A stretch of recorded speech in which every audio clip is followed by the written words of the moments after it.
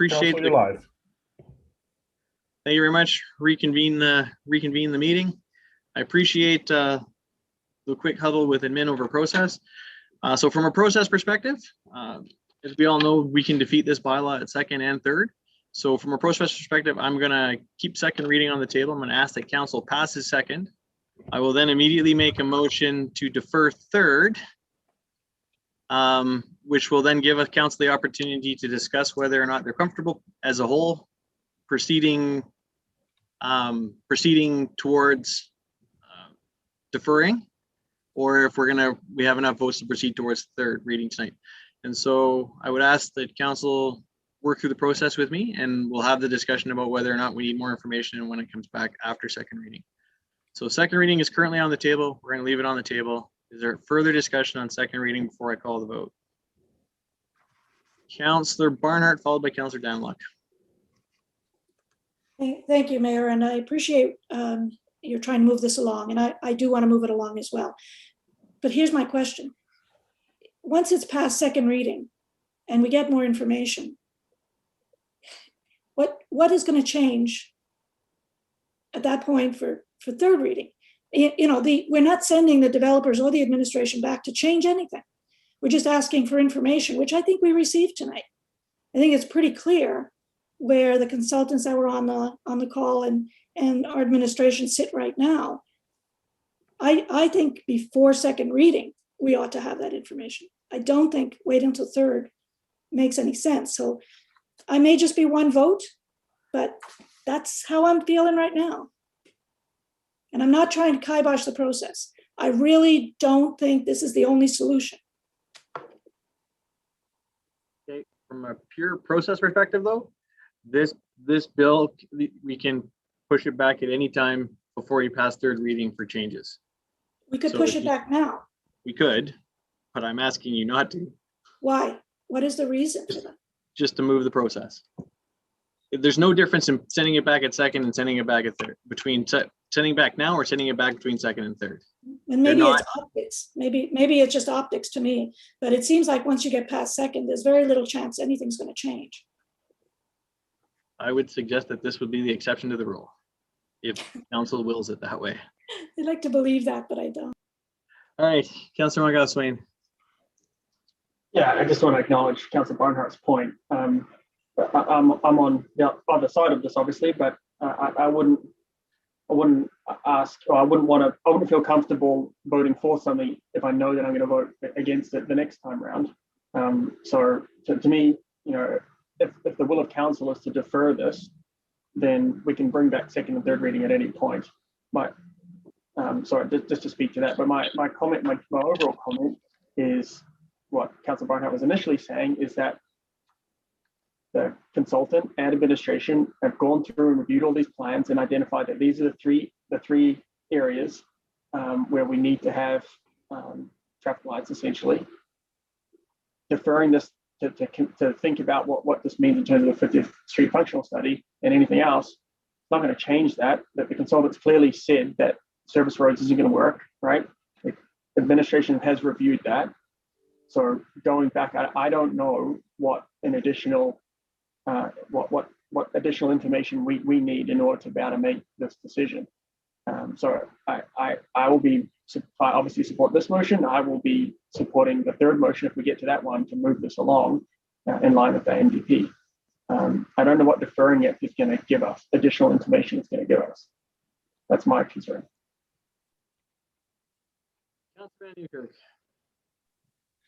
Yeah, thank you. I definitely hear Councillor Barnhart and Councillor Montgomery-Swain, and I guess my question is more around what information. So if one of the councillors was going to vote against moving this forward, what information more would come back that would satisfy? You know, I hear what you're saying, Councillor. I think we moved to debate on the deferral motion. So I'm going to let you pick back up here in a second. I am going to ask Councillor Montgomery-Swain to withdraw second reading from the table. And I'm going to make that deferral motion right now, and you can pick this back up. Councillor Montgomery-Swain, would you please withdraw second reading from the table? It was very nice of you to ask but I don't want to. I'd rather us just vote on it. Personally, I see administration is wanting to weigh in here, Mr. Wong, but hey, it's your motion. If you want to leave it on the table, you can. Mr. Wong. Yeah, before you probably, Councilman Cosway, before you make a decision whether you want to withdraw your motion, I would like to draw attention of council to. Sorry, Steve. Can I share my screen? Maybe? Okay, Yeah. Mr. Wong, before we start into new things, I do No, I'm owe not- Councillor Van Newkirk. I'm not sharing new things. I just want to bring up the point that Councilman Cosway was raising with the MDP, and I want to share my screen so that you can see Yeah, what. we're going to come back to you because I owe Councillor Van Newkirk the opportunity to finish. Okay. Yeah, so thank you. Anyways, the point I was making in the debate portion of the second motions on the table, so we would be into that debate portion now, is that similar to the lines that Councillor Monkoff Swain said, if you didn't vote for second, or sorry, if you did vote for second and didn't vote for third, what I'm struggling with is the conversation and the thing that we had previously, and the piece that's hanging with me is the statement Councillor Hendricks made around, let's let everyone know that, 50th Street's going down to 60 or 50, right? And I don't think that's really a conversation that anyone wants to have at any point. And, everyone would rather keep the speeds up on that road and limiting the number of access points is the way to do that.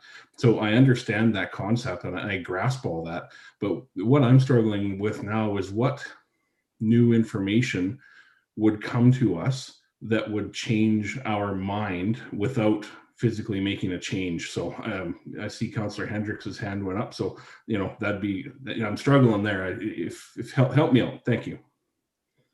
Okay, just as a reminder, we are still debating second reading because the motion was not withdrawn. Mr. Wong, followed by Councillor Hendricks. Yeah, I just want to show council, if I may, share my screen there. Probably I'm showing the map 7 of the municipal development plan that is showing the transportation network in the plan, and definitely there are 3 access points that are showing on this map. So, and that is why when we were saying that the area structure plan is aligning with higher level statutory plan, being the first one being the municipal development plan, we are definitely in alignment with the MDP. That is what I'm trying to share. So I'll stop sharing now. Thank you. Appreciate that. Councillor Hendricks. Your worship, thank you. One of the principles that this council has run on since the beginning of this term was to acknowledge public participation in all events, in all ways. And certainly 50th Street is there today because of public participation.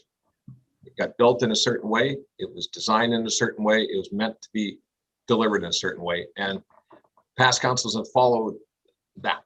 Now here we are, and I understand all the arguments that some of my other colleagues are making with respect to, well, it doesn't matter. Today's today. Make 3 stops, make multiple speed zones, knock it down to 50 kilometers. That's not in keeping with the spirit of what was meant to be done on 50th Street. And so I'm just trying to defend those people that were at all these public hearings, and there were as many, to explain that that was the intent. And the 50th Street functional study, which should be respected, it clearly is being shredded here today, and I'm trying to defend it. And all those who attended all the meetings to suggest that, yeah, they were in support of it, which ultimately led to the construction of it. So I have resurrected 50th Street functional study at how many meetings during this term? I have raised it every step of the way that this document has been brought to us. I've raised it. When we were talking 510 and the upgrade, I raised it with Leduc County in the joint meeting. I raised it when I said we should hand it off and let everybody read it again. I've raised it, and I'm raising it again. I'm consistent, very consistent. And I'm also consistent with wanting to be respectful of those who have put in the time and effort, in the hopes that, there would be some sort of, tie to the past as we move forward. People can see now how quickly all that work can just evaporate in short order. And I'm just trying to defend all that effort. And I think we should defer. I think we should have another look at it, make sure we're working in the spirit of those documents and in the spirit of what this council has fought hard to provide, which is inclusion of all those who participated. This is not a small bubble here. This is all those who were participating throughout this process. And just because it's years later, it's got nothing to do with it. We set the tone. Hen Day, amen to Hen Day. Let's hope that there's some consistency out throughout the region. Right? That's all I'm getting. Councilor McGough-Swain. And I'm going to close the Yeah, page. maybe I'll build on that point from Councillor Hendricks about extensive engagement and public consultation, and talked about the fact that that's what we did with the MDP. We went through a huge amount of engagement as well to build on the work on the 50th Street functional study. I was there, we had all the open houses, we had all the engagement. That figure 7 that Mr. Wong shared was part of that. And so, yeah, like this has been in the public engagement realm that there eventually would be some intersections along 50th Street. I take your point around, whether that gets knocked down to 60 or 50. That I don't recall any of those discussions. I don't see that in any of the plans here. I guess my question back to the 50th Street functional study, which you're relying on, is what would that change based on that study? And I've read it because you've sent it to me and I appreciate that, but based on that 50th Street functional study, what would that change to the plan that's in place, right? I guess that's the ultimate question for me, and I appreciate if you could share your thoughts on that, Councillor Hendricks. Your Worship, if I may, it was a technical study. It had some depth to it. It had some theories on how that traffic flow would work. It had the conversations about some of the points of egress and access and how it would all function. That's why it was the functional study. So there's more to it than just 2 lines and a roadway and a map that takes you north or south.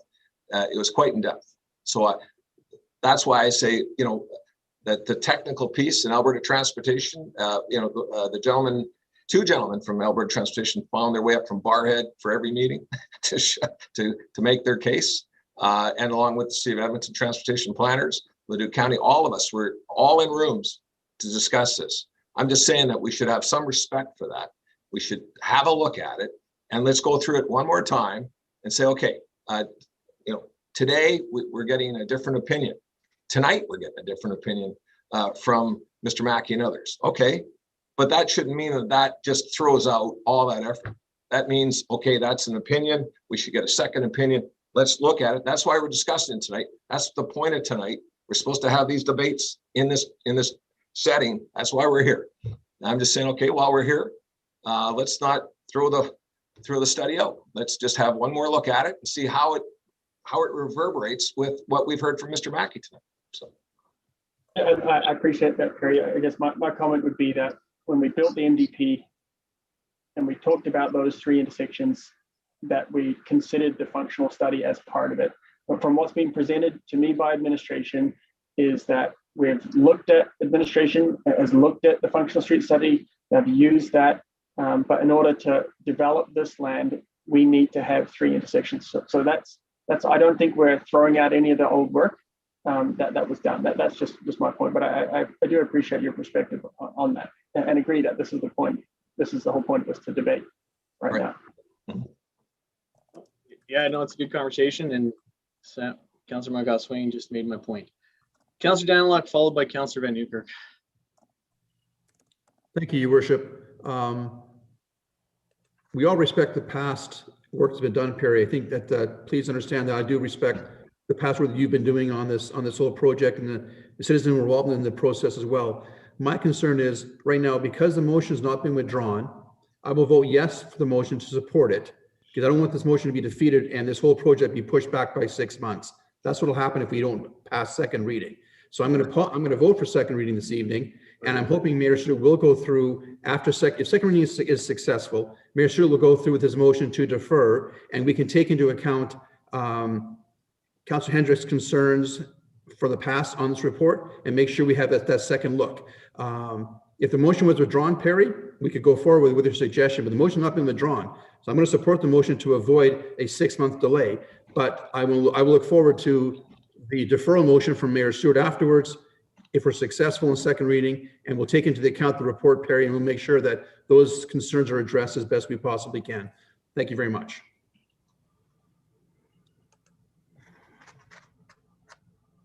Councillor Van Newkirk.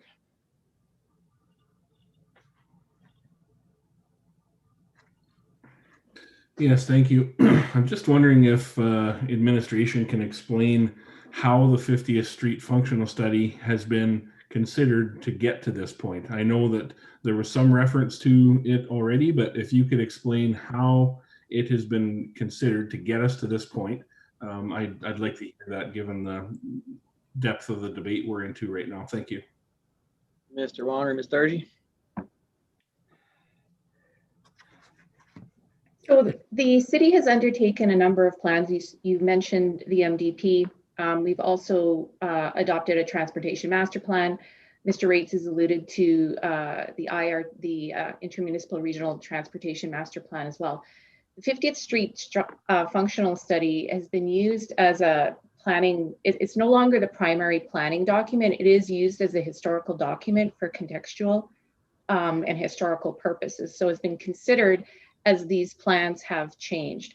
So it's not that it hasn't had any consideration at all, but as we are implementing new plans, that has had some consideration.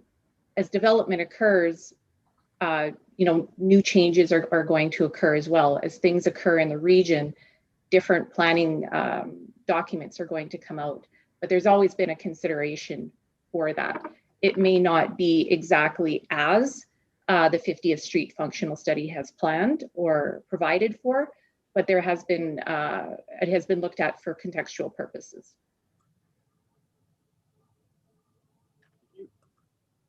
Councillor Van Newkirk, does that answer the question? High level it does. So maybe if you could speak to the functional study relative to traffic speed and how that will affect the north-south flow of traffic, and if there are any other aspects of the functional study that exist that would further open up the flow of traffic. The only option I see when I'm looking at multiple screens here is, if you went from 3 access points to 2, physically that's what would change something.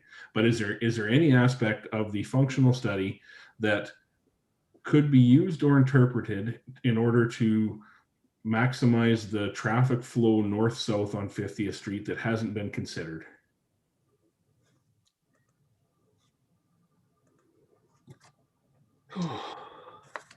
I don't have that information from the functional study right with me. I don't have the report in front of me. We do have, as Mr. Rates and Mr. Wong had alluded to earlier in the meeting, there are traffic impact assessments that are done as part of the technical documents with these ASP and NSP applications. TIA is also updated at the subdivision process as needed as development is occurring. Those all consider all of these past studies as well and take into account how traffic can flow and should flow and provide the safest build out of the intersections. Yeah, so what I'm trying to get at is, if and when we consider or reconsider or relook at the functional study to come back at this, I'm trying to determine what changes would actually be made, similar to what Councillor Malkoff-Swain had said. If we get through this process, and that the mayor has suggested with a second to defer a third, what change would we make to honor the 50th Street functional study? I'm trying to wrap my head around that, what that change could be. So I'm still not there. I'm not there with understanding what that change could be. So. I don't know if, through the mayor, I don't know if I may say this one.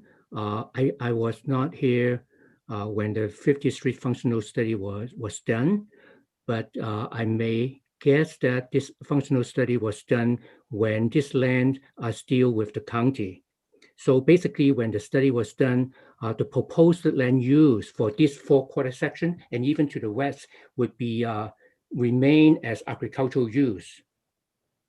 But I can see Councillor Hendrick is shaking his head, but that is what I'm thinking. So with the different land use anticipated for the area, for the development, so will the other auxiliary infrastructures that will support the development. So that is what I want to say. I don't have the the background information on how the 50th Street functional plan was done, but that would be my speculation. So if I can just quickly take a second to clarify that point, the functional study would have been done and the planning direction for that area would have been the North Major area structure plan, which is currently the existing planning direction for this area, as it's been transferred over from when that was Leduc County's area and Leduc County's area structure plan. It is still in effect until a new area structure plan is approved, and in that action, the previous plan is repealed. So that functional study, in speaking to how land use relates along that corridor, is in partnership with the North Major area structure plan, which would be repealed when and if a new area structure plan by the city of Beaumont is passed. So I think the key point to have regard for here is that functional study was put in place at a time when different jurisdictional boundaries were in place, and when pre-existing land use area structure plans were passed and were the direction for that area. But as we've described with the municipal development plan outlining 3 intersection points, and as I just explained with the existing and potential going forward land use planning direction for the area, that is kind of the takeoff points with how the functional study would get applied. In that at the municipal development plan, the decision was affirmed that 3 intersection points would be in a conceptual way approved along the corridor, and that the functional study would relate to the North Major area structure plan, which would be repealed through the approval of this area structure plan.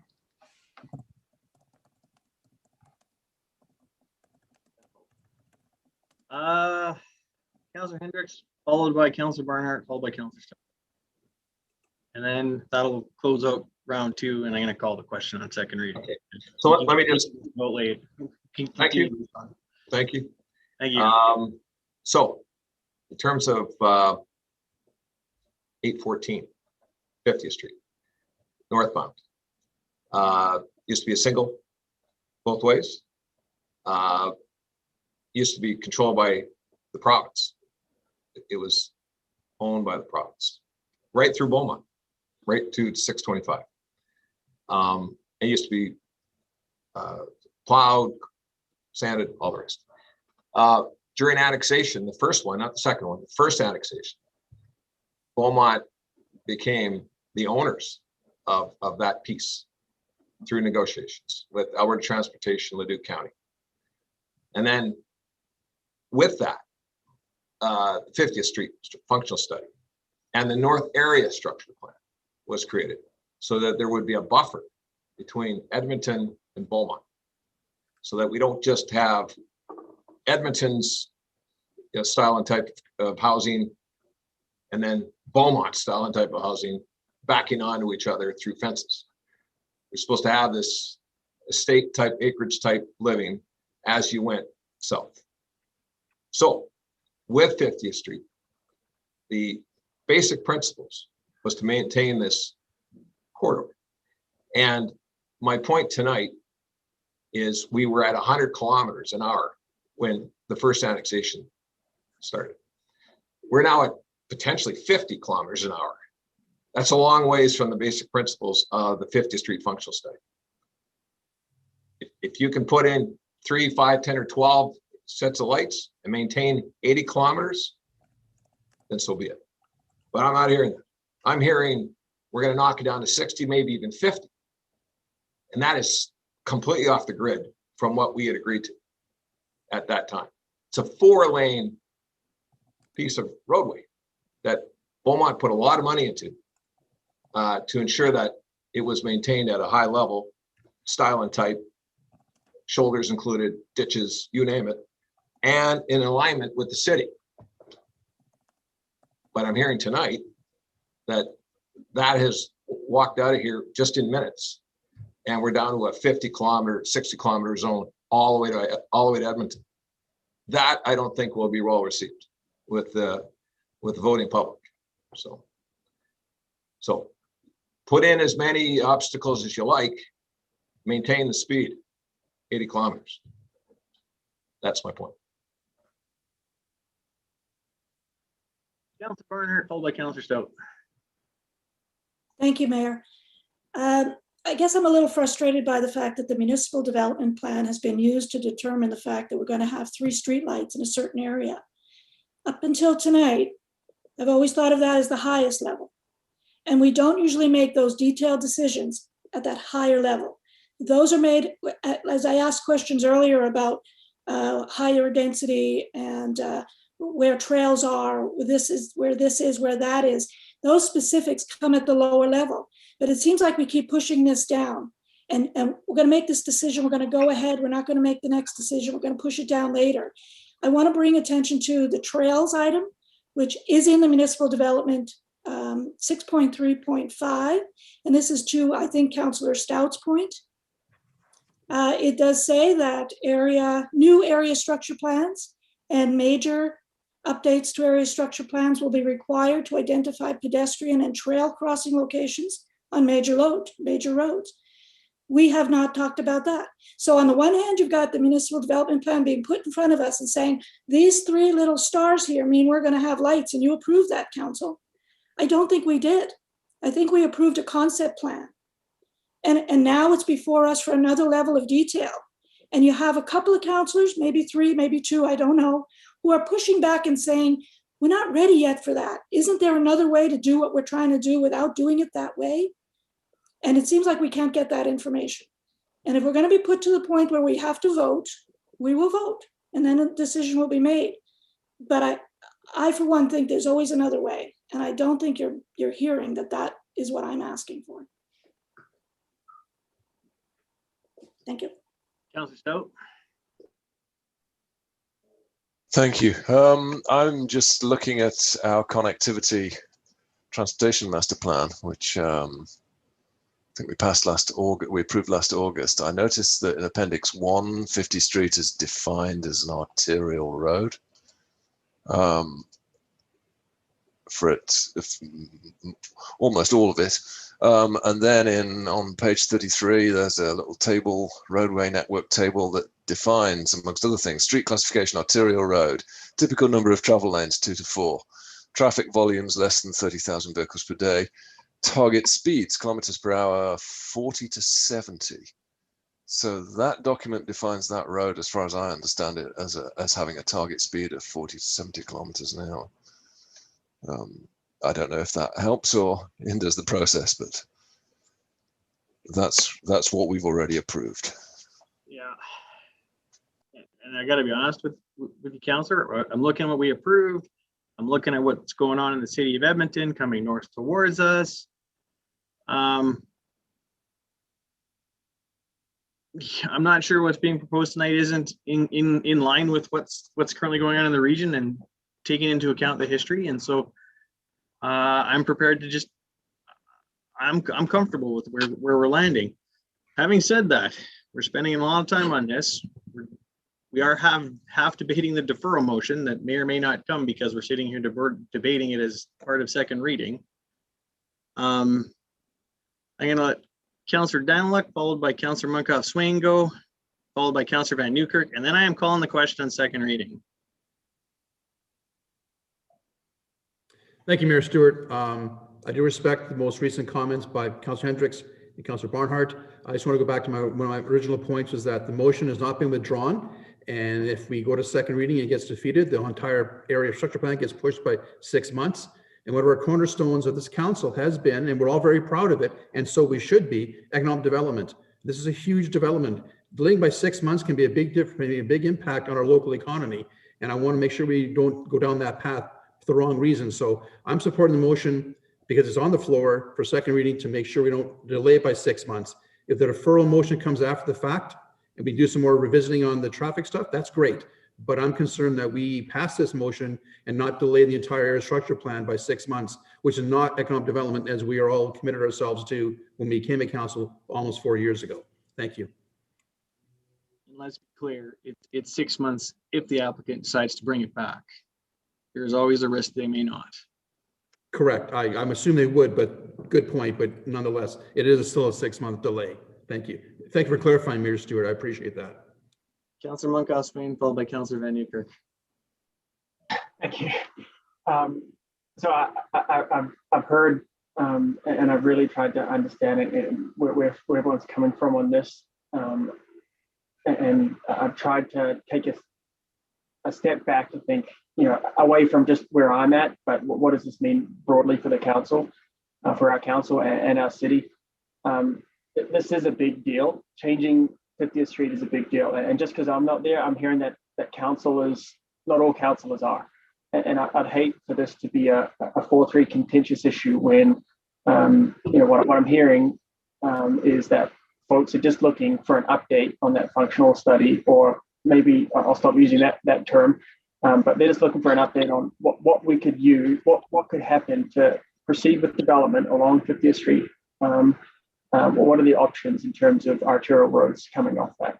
So as much as I want to move this forward, because I think it's right, I do believe in trying to provide all those opportunities and getting more towards consensus on such a big issue for our city. So what I'm recommending here, again, changing I'll withdraw my motion. And what I want to do is I want to have a motion to direct administration and to bring back information on the options for arterial roads along 814 or 50th Street to facilitate development, and bring that report back to council, do that study, come back to us, and then we can clearly say, and then at that point, council administration will say, they could look at it and based on their best knowledge, they can say, there is no other way to develop this land without putting 2 or 3 intersections, or there is an option, we can do these sort of things.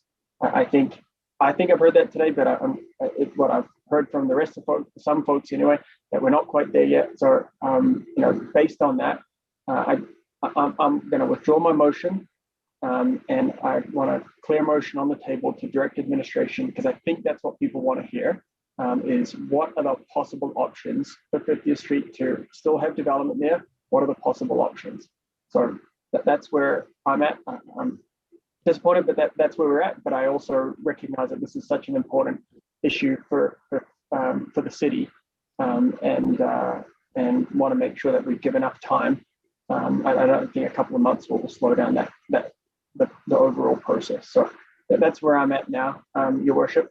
I think we've spent a lot of time on this. Clearly, council's not comfortable here. We could force a 4-3 vote. But I don't want to do that with something this impactful to the city. Good. Okay. Fair enough. So Councillor Munkoff Swain has withdrawn his motion, and I see the CAO's got his hand in the air, and quite frankly, I'm not quite clear either. So the first part of the motion is to defer second and third reading of bylaw 994-21 and do what? That's a clarification that we're seeking as well. What exactly would you like us to bring back? Probably best to hear from the others, but I think what I'm hearing is administration to provide council with a review of what options there are to develop 50th Street in terms of our arterial roads. And I don't know if that's the right language, and I'll let you guys figure out the correct language, and maybe Kathy or Perry to jump in there. I think that's what I'm hearing, and maybe it shouldn't be my motion, but I think that's the motion that needs to come forward. That's what I'm hearing anyway, is to figure out, if I was to summarize it, what is possible with 50th Street? What can we do? We put a lot of time and effort into it. So what's possible there? And if the administration comes back and says we have to have traffic lights and this is why, then we make a decision and move on. Okay, so I'll make the motion. Ms. Dargy? Sorry, I just like to clarify Councillor Monkoff-Swain's request or motion. When you ask if the options to be brought back for 50th Street, I think if you talk to an engineer, you can bring back a multitude of options because anything can be engineered. So I just want to clarify that we would bring back the options based on our current planning documents and studies. Well, I don't want us to get into a situation when in 2 months you come back and say, here, based on this, and completely ignoring what we're asking here. So I understand engineers could do anything. We'll give you multiple millions of dollars and you could figure it out and go to overpasses and all that sort of stuff. I get that you're looking for a more narrow scope for this. But maybe I'm not the right person to be asking this, but what I'm hearing, I'm looking for a narrow scope. I want to understand what is the art of the possible here with 50th Street, and bring that back for us to consider. So I'll shut up and because I'm not the one looking at the information, so I'll be quiet and see if others can provide more clarity about what other information they're looking for. Councillor Van Newkirk, followed by Councillor Barnhart. And then I'm going to try and craft this. Yeah, my hand has kind of went stale here, Mayor, but I have about 5 maps open here, and I have answered the question that I had. I've opened the 50th Street functional study. I've looked at townships, ranges, Edmonton city limit versus what's in front of us and such now. And the 50th Street study shows that there are 2 intersections north of 510 in between there and the city limit. So my question earlier is what could change to honor the 50th Street functional study? And I've found the answer, what I believe to be the answer to that. So that's my stale hand, me rounding out my thoughts and finding the answer to the question that I was asking. Not helpful to what you want right now, but there it is. Well, actually, it helps me clarify my thoughts to be able to craft this motion. Councillor Barnhart? Yeah, no, I think it's very helpful. And thank you, Mayor, and thank you, Councillor Van Newkirk. In answer to what Councillor Monkoff-Swain was saying, I would like to see the developers take on, or if that's the right place we're going with this, because this is the ASP that has to be approved by, the developer has to say they can do what it is we need to do. So this is where I need the administration to say, it's not just the administration coming back and saying what's possible, but conversation with the developer, or the consultants. Can you meet these requirements if we were to suggest this option? And I could be way off here, but it doesn't seem to me like we just want more information. We want the area structure plan to come back potentially to be in line with what is in the previous reports and the previous studies. That's what I'm thinking. Well, and that is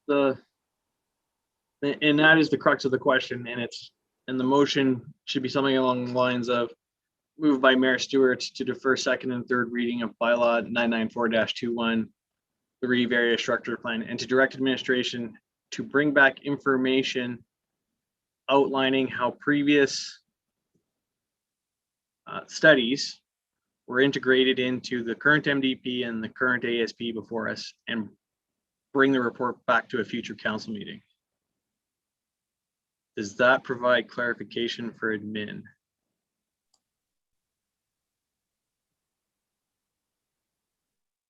Ms. Dargy, I'm going to refer this to you. I think that provides us with enough clarity to bring back the information that council needs. Okay, appreciate that. Discussion on the motion. Councillor Van Newkirk. Yes, thank you. And as that information is considered to be brought back, I would really just like to make sure that the conversation, the spirit of the conversation we had tonight, the concerns that were heard tonight are brought forth in that consideration. Because one of the things that can happen is you can review all the paperwork that has happened and then spit paperwork back. But I think the thing that held us up tonight is the stuff that isn't on the papers, the concerns that were brought up by council. So I really just want to make sure that as the information is brought back, that this discussion tonight is forefront for administration. Thank you. I appreciate your comments, Councillor. Councillor Barnhart, do you have a further item on this? No. Councillor Munkoff Swain. Further to the spirit of this conversation, what I heard, a lot of sticking points. Part of this was in terms of speed limits, and what that impact would be. So I would hope that part of that review coming back would be to give us a sense of, what these impacts would be in terms of the administration's recommendation around speed limits. I don't want to be the one setting the speed limits, not my job, but I want to make sure that that is part of the conversation. I don't want us to kick this down the road and then come back and still not have the information. So I just heard speed limits. I don't think it needs to be included in your motion, Mayor Stewart, but as part of the Councillor Van Newkirk's point around the spirit of this conversation, I'm hoping the administration has heard that the comments around speed limits and what that would potentially do to that road. So that's all I have. I support the motion. CAO. Yeah, and I'm not sure I'm going to word this correctly, but my concern now is that we're talking about a motion, and then we've got two different people weighing in, two different councillors weighing in about a spirit of a conversation. When we bring this back in whatever weeks that is, and our version of the spirit is different than your version of the spirit, we're going to be spinning our wheels again. So I think if there's something missing from that motion, we need to put some words around it. Fair. Then I'd ask for a friendly amendment to the motion to include and what the impacts would be to the speed limits of 50th Street. Okay. I'll consider that one. I'm not quite sure where it's at. Councillor Van Newkirk. Perhaps we need to be clear that the goal would be to reduce the amount of intersections along 50th, between 50th Street and Edmonton. Then I see that as part of the spirit of the discussion that came up. So a friendly amendment to bring back the information, considering reducing the number of intersections between Edmonton and Beaumont, 510 and Edmonton city limits. If we need to get there to that level of detail because administration wants that, then they're going to get it. And these are the things that we need to consider in the friendly amendment. So I'm not really going to consider that to be friendly amendment. Now we're getting out of hand. Well, no, that's the spirit of the conversation tonight, Mayor. The concerns were the number of intersections and the speed. There was a lot of discussion around that. So I think that those are a couple of the sticking points, right? That's what I heard. Maybe others will weigh in with what they heard. Right now, I'm not going to make friendly amendments. The motion's the motion. Councillor Barnhart.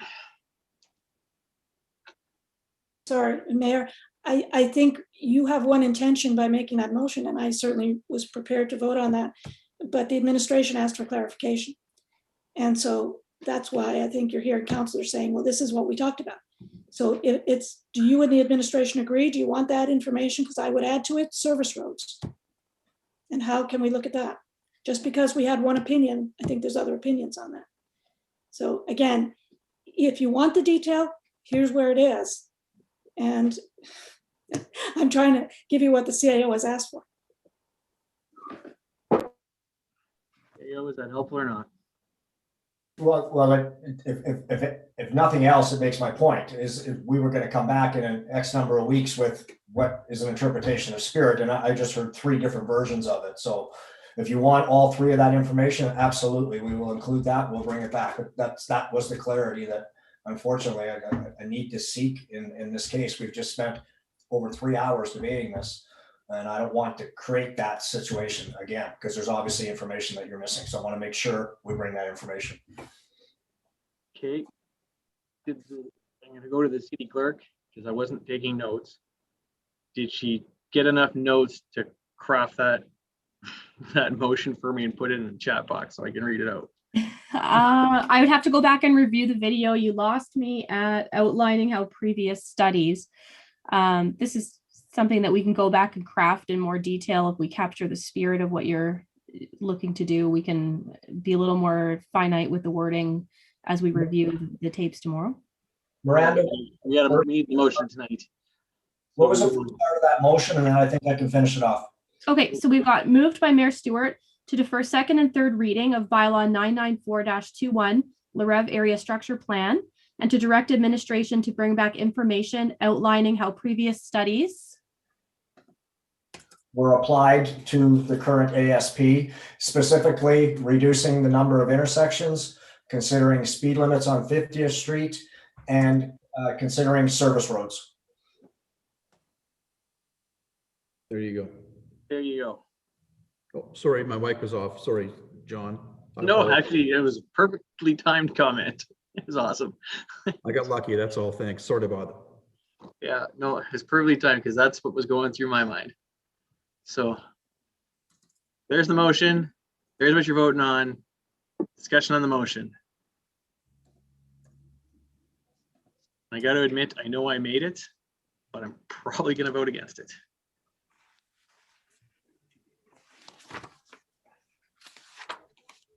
All right, call the question. All in favor?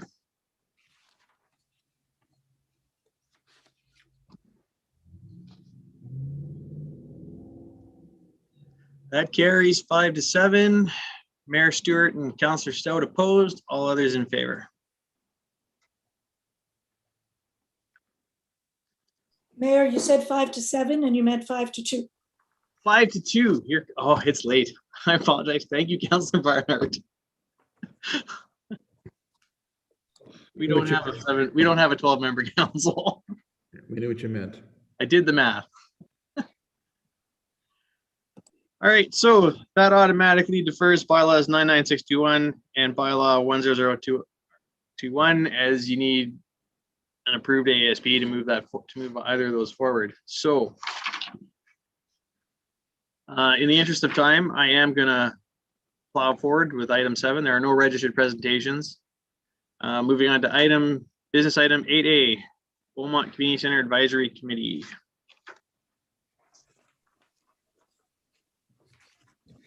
Good evening, Your Worship and members of Council. This evening, we're requesting a decision on the CCBCC Advisory Committee. Administration is recommending that Council dissolve the CCBCC Advisory Committee. Background information: in November 2016, the town opened the center with an advisory committee to provide the town with strategic direction on guidance and operations. Throughout 2016 and 17, the committee met regularly and provided admin with direction on best practices in the region for the facility, as well as direction on rental fees, sponsorship, leaseholders, and options to work towards an operating board. At the, excuse me,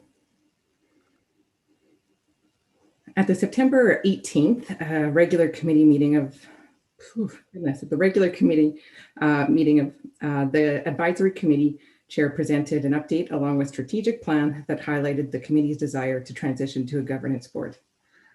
Folks, I'm sorry, excuse me.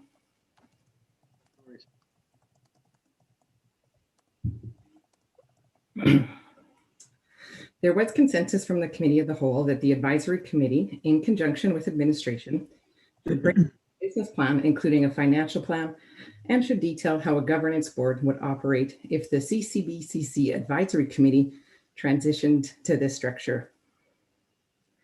The advisory committee and administration completed some work towards this, but did not result in creation of a business or operational plan. The advisory committee chair resigned in September 2019, and a month later, two members' terms expired and were not filled. The work towards a governing board ceased. However, the committee has continued to provide administration with advice on operations, with the goal of becoming more cost efficient. The founding members and council member make up the current committee. There have been challenges with achieving quorum due to vacation schedules, illness, or technical difficulties. Quorum for the advisory committee, 2016 and 2017, quorum was met for all the meetings. In 2018, 4 out of the 7 meetings met quorum.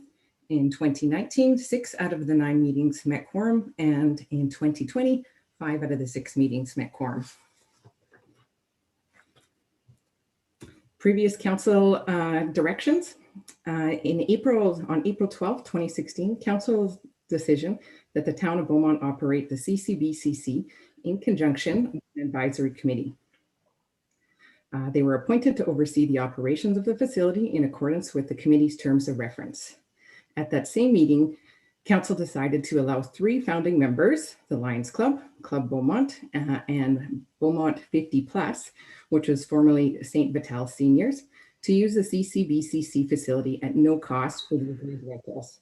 This would be 1 2-hour meeting monthly and 1 special event per year. September 18th, 2018, the Committee of the Whole received an update from the CCBCC Advisory Committee, along with their strategic plan, which highlighted the Advisory Committee's desire to transition to a governance board and to update their terms of reference. The Committee of the Whole received this as information and advised the Advisory Committee to bring back a business or operational plan detailing how the Advisory Committee would operate the facility as a governance board. January 12th, 2021, Council directed admin to review the CCBCC Advisory Committee terms of reference and bring back a recommendation to a future council meeting. The rationale on admin's recommendation: the advisory committee was created to provide the city with strategic guidance on building operations. This committee provided guidance to the city on best practices in the region, as well as providing operational advice. Together, the advisory committee and administration researched best operational practices, include looking at an operational board structure. The committee has been providing advice on operations and possible programming, rental packages, and ideas. The majority of the duties have fallen to admin as part of the daily operations. This includes allocation of rental spaces, managing tenant lease agreements, cleaning and safety practices, managing facility rental agreements, insurance and licensing, client services, and event and facility management. Administration believes that the committee has fulfilled its purpose in providing operational practices and advice to get the facility to its current operational state. The city staff conducted a survey for the founding members to gauge their thoughts on this committee. 2 of the 3 members completed the survey and provided the feedback. At this time, administration does see some overlap in the committees. The Recreation, Parks and Culture Advisory Committee focuses on the priorities of the master plan and the 3 pillars: parks, recreation, and culture. As the Arts Council moves forward, there's another possibility of overlap on programs for arts and culture initiatives in the city. Allocation of Community Center Advisory Committee member duties. Administration recommends that the duties of the Advisory Committee be allocated to the Recreation, Parks and Culture Advisory Committee and to administration as follows. Promote a safe, clean, efficient center would fall to administration under daily operations. Scheduling will fall under the approved allocation policy through administration. Programming direction will come from ideas and opportunities brought forward from the Recreation, Parks and Culture Advisory Committee, possibly the Beaumont Arts Council and internal Beaumont staff. Programming and scheduling will follow the Recreation, Parks and Facilities Master Plan recommendations. Budget, fees, and charges will follow the City Council's annual process. Allocating duties of this committee to the Recreation, Parks and Culture Advisory Committee would satisfy the concerns that came up in the survey. Allowing public input to the activities of the buildings, addressing membership challenges, and providing the inclusion of having a different demographic make some of these decisions. For engagement, administration has engaged with the advisory committee through this on this topic through virtual survey. Administration also brought this recommendation to the CCBCC Advisory Committee on March 1st, 2021. The advisory committee agreed and accepted this recommendation with their request for the founding members to maintain their access to their monthly meeting and their 1 annual event at no cost. Responses we have for council tonight are that council dissolve the Beaumont Community Center Advisory Committee or that council direct administration on how they wish to proceed. And I'm happy to take some questions if there are any. Thank you very much. Ms. Cuthbert, appreciate the presentation this evening. There is the motion before us. The council dissolve the Center Community Beaumont Community Center Advisory Committee. Is a member of council willing to move administration's recommendation? Councilor Daniluk. So move, your worship. Thank you. Thank you. Discussion on the motion. Councilor Daniluk. If I may, your worship, thank you very much. As council is aware, I have been the sitting member from council on this committee for the last 2 years. I didn't miss a meeting in those 2 years, actually, but we did a number of members who did miss meetings, and quorum was not met on numerous occasions, so nothing could be actually done in terms of moving the committee forward. The committee has lost momentum over the last couple of years, despite our efforts to try and keep it going. As Mayor Strudel is aware from the surveys of citizens wanting to serve on committees in the city, the last 2 visitations on getting public members to come on the committee has had resulted in nobody wanting to come on the committee from the public at whole. So unfortunately, I regret the committee has lost its momentum, and I think it's unfortunate but this action needs to be taken. And I do thank the members of the committee who gave their efforts the last number of years. And I'm glad council will also honor the 3 founding members with their requests to maintain their use of the facility at no cost as originally agreed 2 years ago. So thank you very much. I'll be supporting the motion this evening, as the committee already has it. It's as back on March 1st. Thank you. Councilor Barnhart.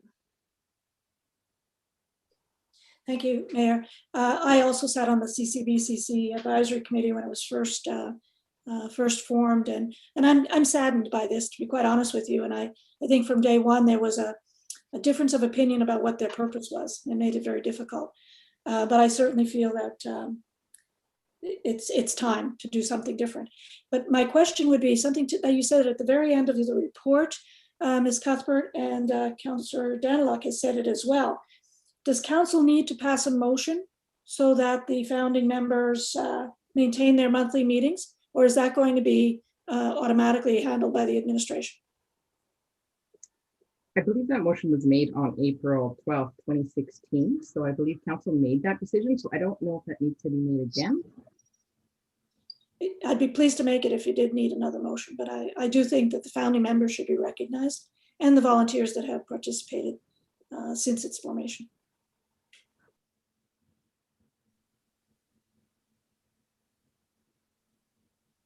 So I guess the question is that going to continue? Because that was part of the original agreement, or do we need to make that motion?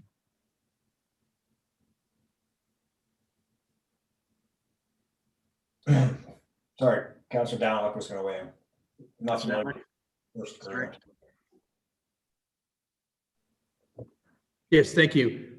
I think it'd be a gesture from council to formally do a motion to recognize the 3 founding members, and we'll have their privileges extended.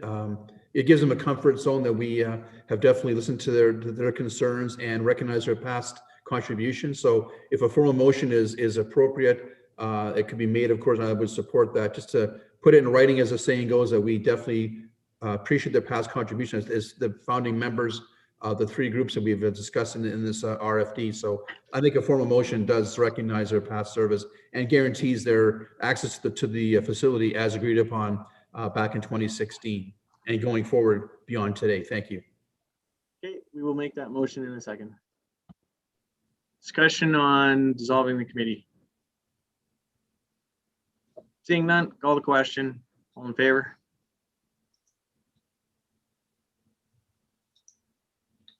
And that carries unanimously. Councilor Daniluk, ask you to make, as the representative of the committee, I'd ask you to make the motion to honor the agreement with the 3 original founding members to maintain their 1 free event and monthly meeting. Exactly, as Mayor Stewart just said a moment ago, I'll make that motion. Thank you very much. City Clerk, do you require me to be a little more formal in the wording, or have you got enough for the motion? I think that works. I mean, more specific if you want me to, but I think it's actually in the wording of the RFD. We could probably use that as wording if you wanted to. Thank you, through your worship, to Councillor Daniluk. We can use the wording in the RFD. That would be fine. Thank you very much. Thank you. Okay, call question. All in favor? Oops. Didn't get cleared. That carries unanimously. Appreciate council's consideration on this. And please pass along to the remaining committee members of the three founding groups, council's appreciation for their service, and that we will continue to honor our agreements and their commitment to Beaumont. All right. Brings us to item 8B, establishment of a regional waste management commission. Mr. Wong. Yeah, Council, Mr. Mayor, tonight's resolution is to establish a regional waste service commission jointly with other members and specify that the name of the waste commission is the Deal and District Regional Waste Management Commission, and to specify the members of the commission are the 5 municipalities, and the members of the first board, and the first chair of the commission. So basically, this is the same motion that was brought to council back almost 2 years ago on May 14th, 2019. Council approved this motion, but at the time when the Waste Management Authority made the submissions to the province to make it the commission, the MGA was being amended. So on the advice of Municipal Affairs, they said no, just hold on to it and let the legislation amendment passed. But however, with the passage of Bill 22, there are new requirements to the motion, specifically the wording.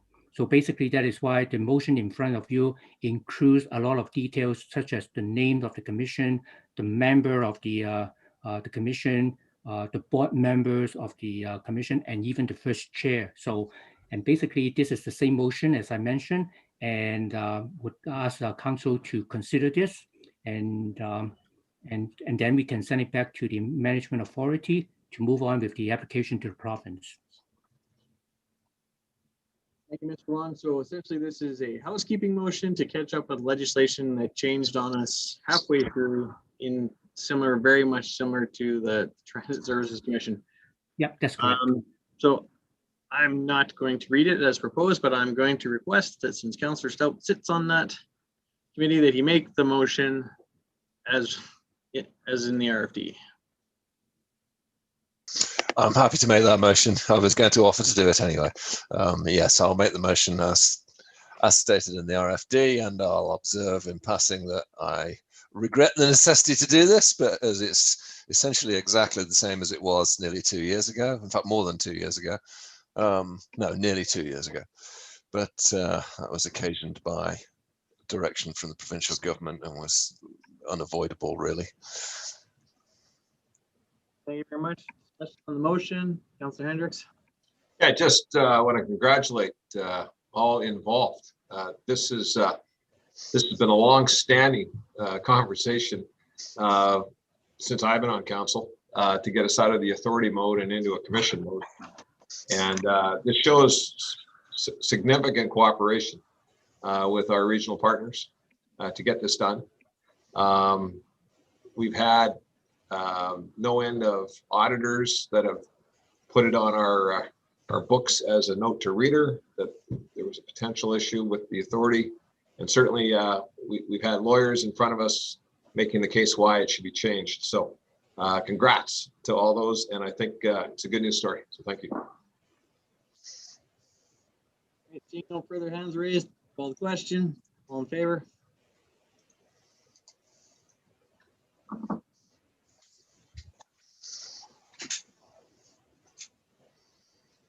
That carries unanimously. Brings us to item 8C, 2021 budget amendments. Mr. DeBlanco. Thank you. Good evening to the mayor and council. Before you is a report requesting approval to amend the 2021 operating and capital budgets. If approved, the municipal tax levy will remain at 0% as was approved on December 8th, 2020. There have been a few adjustments to the 2021 budget since December, notably approval of 2020 carry forward items in February, as well as the approval of the Beaumont Innovation Park project. These items are reflected on attachments 1 and 2 in the subtotal under approved budget. Amendments proposed by administration fall into 4 categories. First being economic updates, others being effects from other government entities, council directed amendments, and administrative items. Starting off with economic updates on the operating budget. Since council approved the 2021 municipal operating budget, admin has finalized the overall assessment and growth numbers for the 2021 tax year. These numbers have resulted in an increase in real growth revenue of $199,500. Just to be clear, this is independent of the tax levy increase of 0%. Administration is recommending that the taxation revenue budget be increased by this amount, as well as a corresponding transfer to the financial stabilization reserve.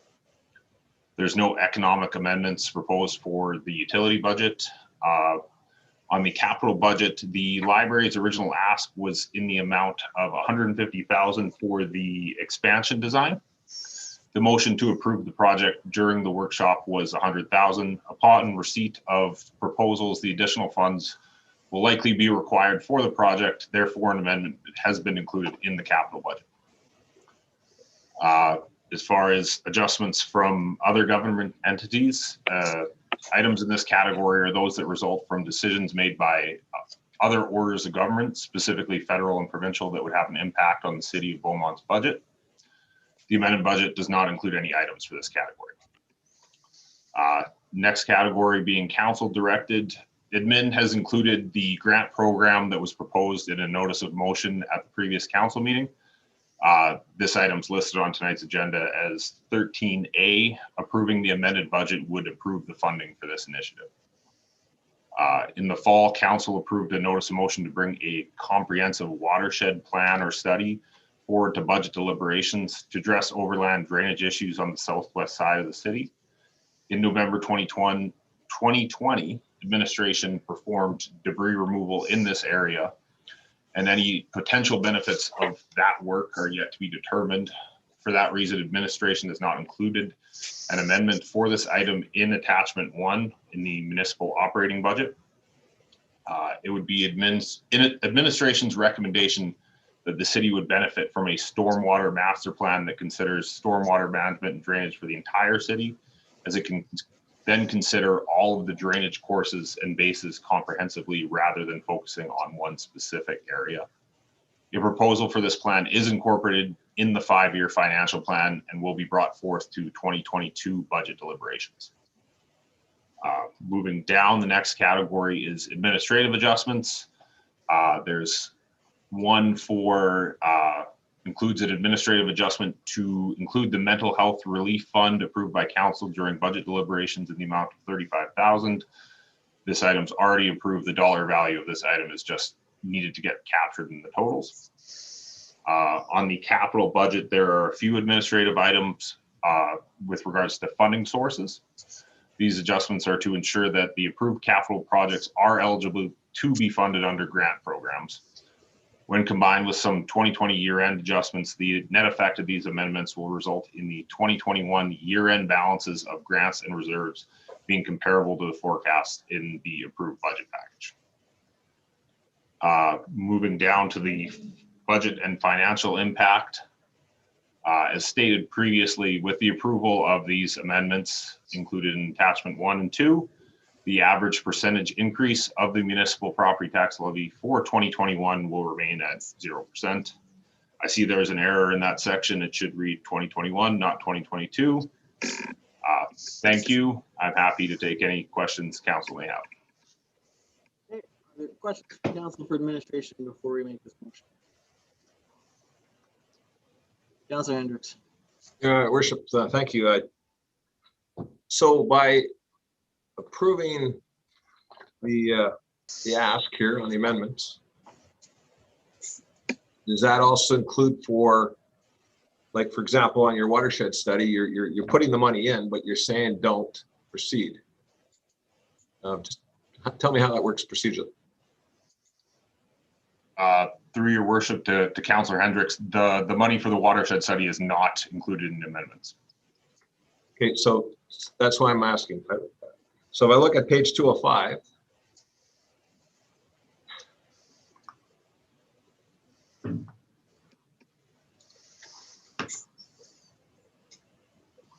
so you're at 205, Mr. DeMichael? Not currently. Okay, so you, agenda page 205.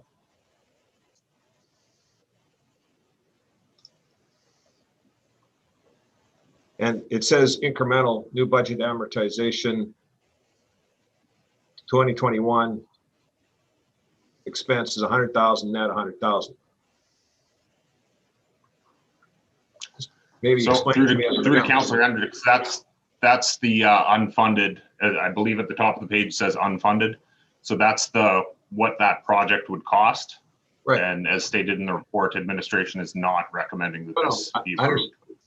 I fully understand the justification, Mr. DeMichael. Like I see what you've stated, but it does have a line item for the cash. It doesn't say zero. Have I got that right? I'm just waiting for that page to load on my computer. Apologies. So let me, okay, then I'll speed along here. So if I understand it correctly, and I mean, the type on this needed a magnifying glass, but made it work. It is administration recommendation that council not approve this budget request at this time. The debris removal was completed in November, and any potential benefits of that would not have been yet determined. Further, Beaumont would benefit from a stormwater master plan that considers stormwater management and drainage for all of Beaumont, as it can consider all of the drainage courses and basins comprehensively rather than one specific area. A proposal for this plan will be brought forward to the 2022 budget deliberation. So a couple things come to mind. One is is there yet another stormwater management plan that's coming to council, or is the one that was done, or at least put together by the previous councils, is it being modified or updated? So I'm surprised by this. And secondly, what this will do in terms of timing, this is going to leave us as a council and find its way to a new council. So in terms of timing, so I'm concerned that this will fall off the radar as a result. If say 7 of us are replaced, help me out here with the previous and I mean extensive stormwater management engineering pieces that we did, and why we wouldn't do it now. And I believe we also answered an email from Mrs. Goudreau about this specific topic. So we'll have to go back to her with a different response then.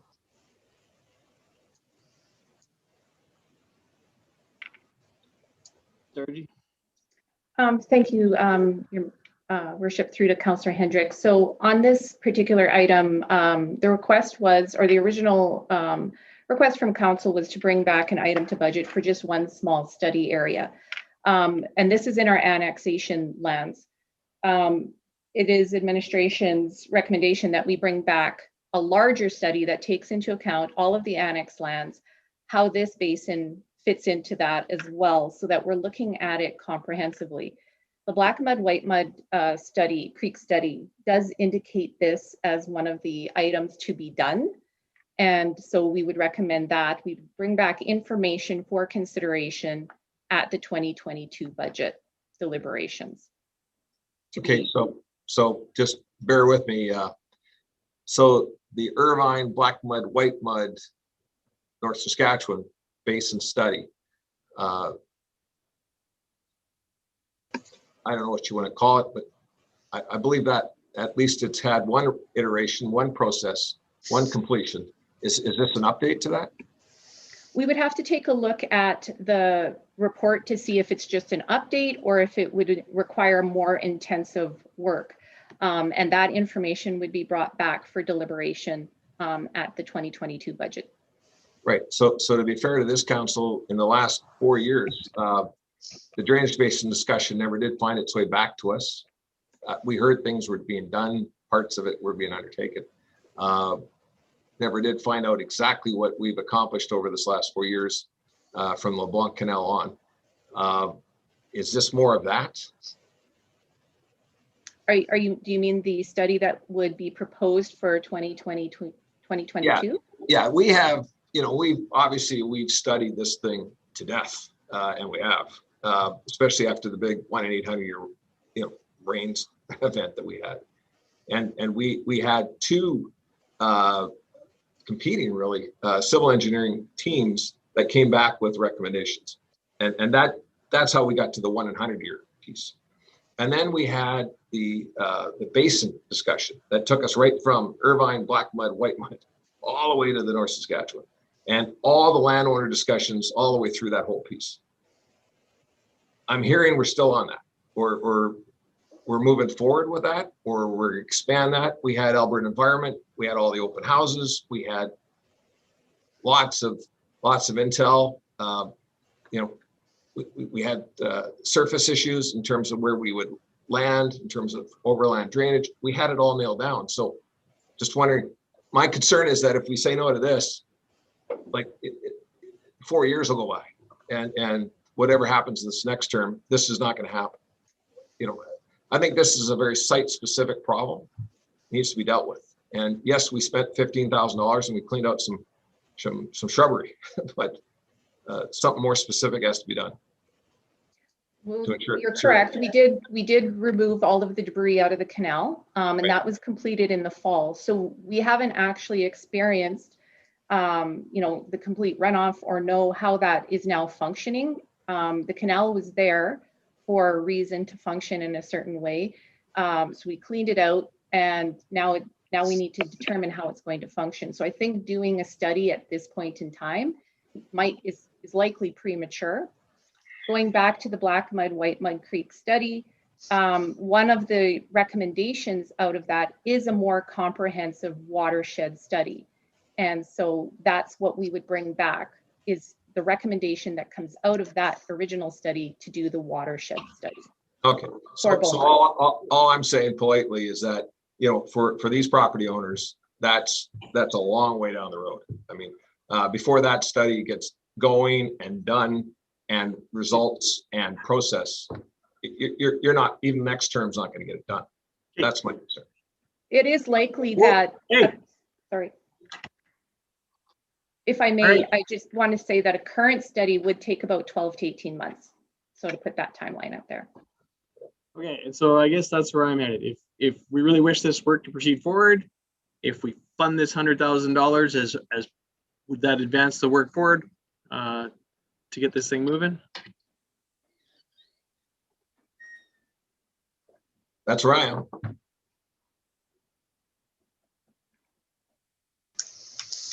Because I think council's been wanting to see this work move. Are you prepared to make a motion to that effect, Councillor Hendricks? So moved.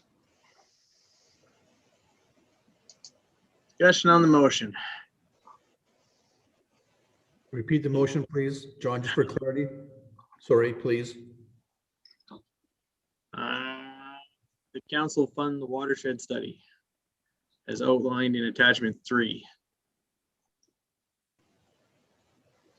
Thank you. Okay, so I'm going to let people clear their hands unless they want to speak to this particular motion.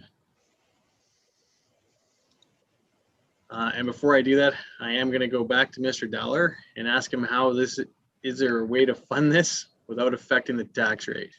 Yeah, thank you, Mr. Mayor. I guess that was going to be my question for clarification.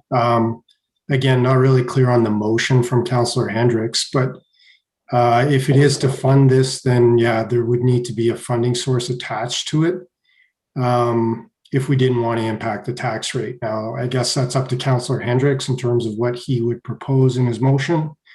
If there is a desire not to impact the tax rate, then I would suggest from reserves.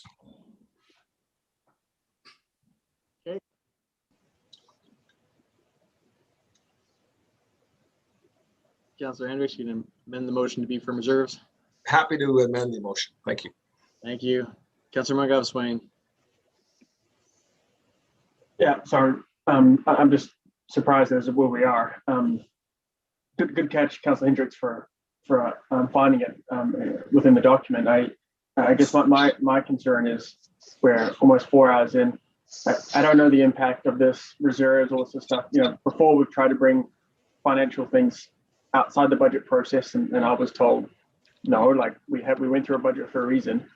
I think in order for me to vote yes, I'd like to get a better understanding from administration on their recommendation on it. So I don't think, I'm not saying no to it, but maybe a suggestion to bring this forward, or direct administration to bring it back as a budget amendment down the road. Like we're 4 hours in. I'm not sure I've got any awareness of what the impact of the reserves are, or all that sort of stuff. That this is a big chunk of cake here.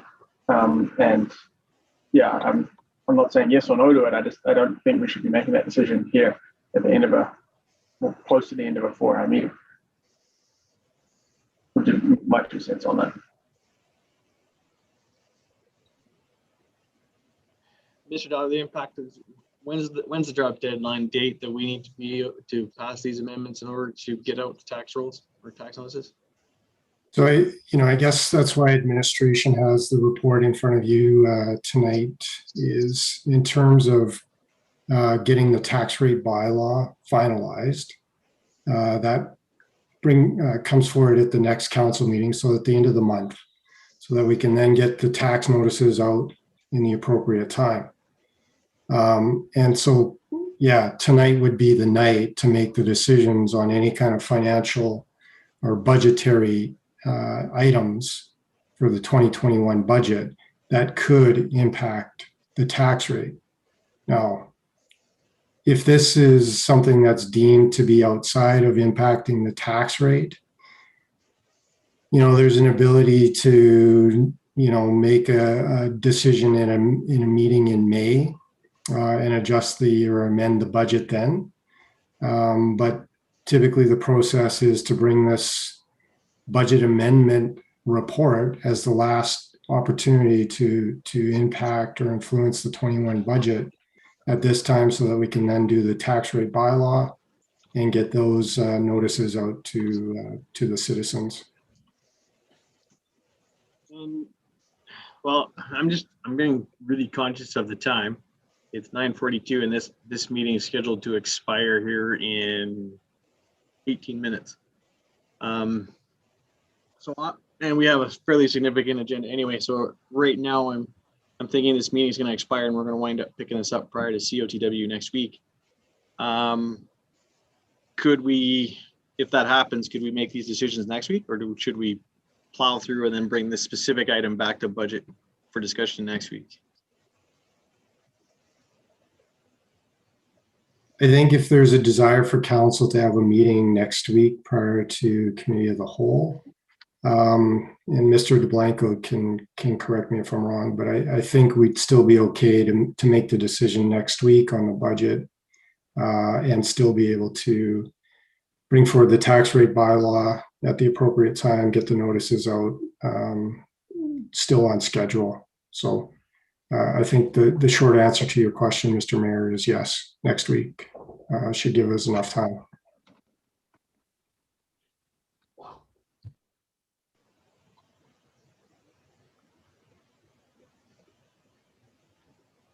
Okay. Councilor Van Newkirk, comments? Yeah, not on that topic. I was going to ask about an item in the description on the attachment. Okay, we're still on.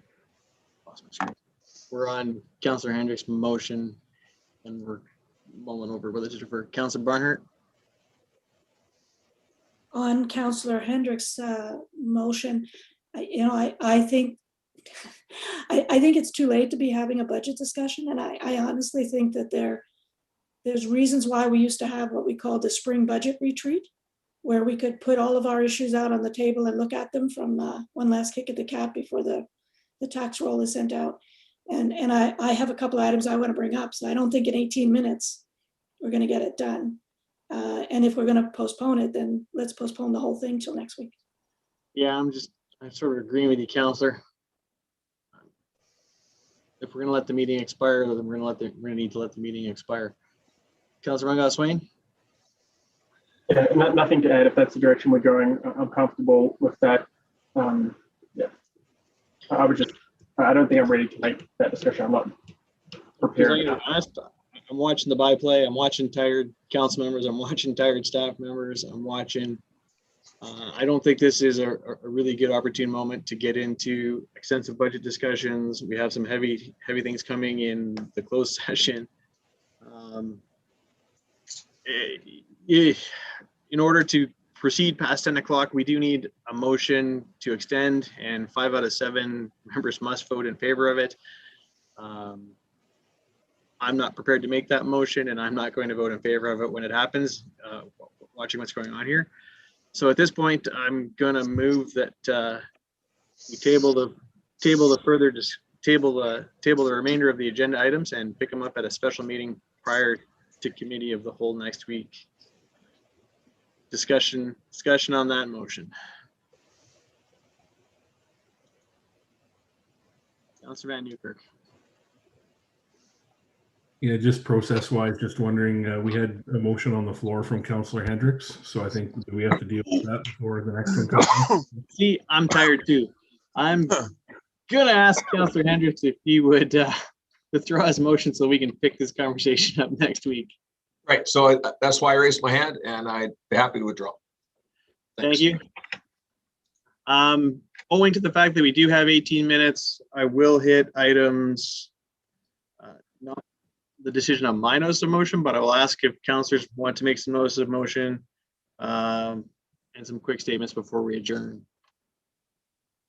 All right, thank you, Councillor Hendricks, for withdrawing your motion. So motion to allow the,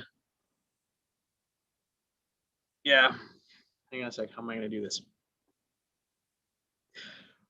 Motion to suspend the remainder of the meeting except for item 13B, which is councillors' notices of motion, to defer the remainder of the meeting next week to a special council meeting to be before the committee of the whole meeting, and we'll push committee of the whole back if we have to. Did that get clear, or did I just confuse everybody?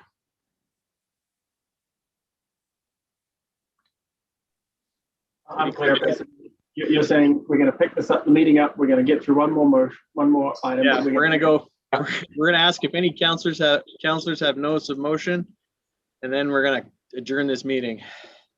Mayor, are we also having the closed session or not? No, that's deferring the whole thing. We're going to defer the whole thing and pick it up next week. We're going to pick it right up from 8C. So would that special council meeting be at 5 p.m. next Tuesday? That is the intention, is to have a council meeting preceding the committee of the whole meeting, and the committee of the whole will proceed right after. So that will be a long night. All right. Discussion on the motion. All in favor?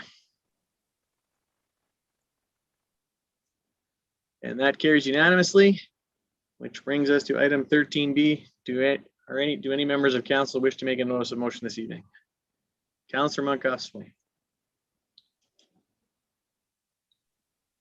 Yeah, sorry, I hit the green check mark as opposed to the raise hand, but here we go. I'm going to post it in the chat so everyone can see it. So the motion that I'm going to make is as follows. That council directs administration to establish a steering committee focused on the development of an arts facility in Beaumont that reports to council. The steering committee should be established by May 31st, 2021, and consist of up to 10 members from the public, experts in arts facility construction and administration. B, work with the steering committee to establish goals and objectives for the success of the steering committee and report back to the July 2021 committee of the whole. And C, identify an appropriate budget amount to effectively run the steering committee and an appropriate revenue stream to fund the steering committee, and report this information back to the July 2021 Committee of the Whole. Okay, we accept that notice of motion. And for clarity, that notice of motion will be dealt with at our April 27th meeting, as a special meeting on the 20th is simply to pick up the remaining agenda items we didn't get to tonight. All right. Thank you all for a very long night. We had a great discussion surrounding matters that are very pivotal